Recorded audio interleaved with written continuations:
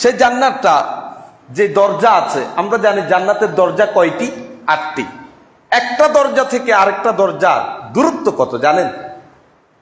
যে 8টা দরজাই খুলে দিবে, খুলে দিয়ে ওই দরজার প্রহরীরা যে দরজার অধিবাসী প্রবেশ করছে তাদেরকে স্যালুট দিচ্ছে।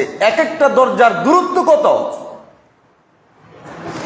আল্লাহ রাসূল সাল্লাল্লাহু আলাইহি ওয়াসাল্লাম তিনি বলেন, ইন্নামা বাইনাল মিসরাআইনি ফিল জান্নাহ মাসসিরাতা 40 সানা।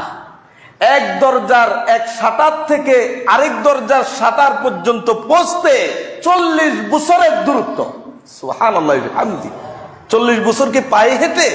না, একেবারে শক্তিশালী ঘোড়ার পিঠে চড়ে আপনি 40 বছর যেতে যত দূর পথ অতিক্রম করতে পারবেন, একটা দরজার সেই শাটারের দূরত্ব তত। আল্লাহু আকবার। কিসের প্রতিযোগিতা করছি আমরা? জান্নাতে আপনি ঢুকে গেলেন, সেই জান্নাতে আপনাকে থাকার জন্য কিছু কক্ষ দেয়া হবে, রুম দেয়া হবে। সেই রুমগুলির বর্ণনা কেমন? যেখানে আপনি থাকতে যাচ্ছেন, আপনার মৃত্যু পরবর্তী জীবনের সুখ শান্তি আপনি পেতে যাচ্ছেন, সেই জান্নাতের কক্ষগুলির বর্ণনাটা কেমন? দেখুন, আল্লাহ নবী সাল্লাল্লাহু আলাইহি ওয়াসাল্লাম তিনি বলেন, ইন্না আহলাল জান্নাতি ইয়াতারাআউনা আহলাল গুরাফি মিন ফাওকিহিম। যারা জান্নাতের বিভিন্ন স্তর আছে, ধাপ আছে, মানে তলার মতো এইরকম, যারা নিচে আছে তারা উপরের দিকে তাকিয়ে এভাবে দেখবে। উপরে যারা অবস্থান করছে তাদের দিকে তাকাবে, সব দেখা যাবে। দেখা কেমন করে তাকাবে? কামা ইয়াতারাআউনাল কাওকাবাদ দুররি আল গাবিরা ফিল উফুকি মিনাল মাশরিকি ওয়াল মাগরিব।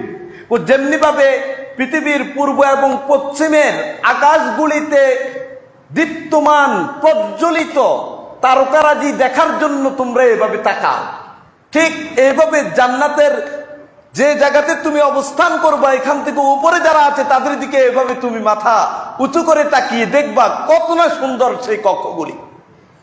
লিতাফাদুলি বাইনাকুম। ও জান্নাতে তো গেলাম, তো জান্নাতে যাওয়ার পরে জান্নাতের এই মর্যাদাটা একজনের চেয়ে আরেকজনের মর্যাদা, এটা হচ্ছে তার আমলের দিক থেকে মর্যাদা। যে যত আমল করছে দুনিয়ায়, ভালো কাজ করছে, সে জান্নাতে তত উপরে অবস্থান করবে। সুবহানাল্লাহি বিহামদি। রাসূলুল্লাহ সাল্লাল্লাহু আলাইহি সাল্লাম তাই বললেন, লিতাফাদুলি বাইনাকুম। এটা হলো তাদের আমলের মর্যাদার কারণে এই ব্যবধানটা হবে জান্নাতের মধ্যে। কেউ নিচে, কেউ উপরে, কেউ আরো উপরে, কেউ আরো উপরে, এভাবে থাকবে। উপস্থিত সাহাবীরা যখন এই কথা শুনলেন, ইয়া রাসূলুল্লাহ, জান্নাতের যারা উপরে থাকবে তাদেরকে আমরা এভাবে মাথা উঁচু করে তাকিয়ে দেখতে হবে, তাহলে ওই জায়গাতে তো নবী রাসূল ছাড়া আর কেউ থাকবে না, সেখানে তো নবীদের জন্য জায়গা।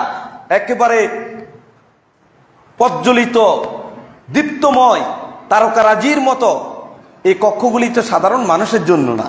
তখন রাসূল সাল্লাল্লাহু আলাইহি সাল্লাম বলতেছে কি দেখেন, বলতেছে ওয়াল্লাযী নাফসি বিয়াদিহি, আল্লাহর সেই সত্তার শপথ করে বলছি যার হাতে আমি মুহাম্মদের প্রাণ আছে, তোমরা তো বলতেছো ওই জায়গাগুলি হলো নবী রাসূলদের জন্য, সেখানে আর কেউ যেতে পারবে না, পৌঁছতে পারবে না।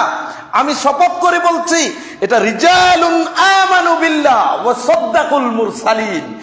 এই জায়গাতে ওই সকল মানুষগুলি থাকবে, ব্যক্তিরা থাকবে যারা দুনিয়াতে আল্লাহর প্রতি ঈমান এনেছে এবং তাদের রাসূলকে বিশ্বাস করেছে, তদানুযায়ী তাদের জীবন চালিয়েছে।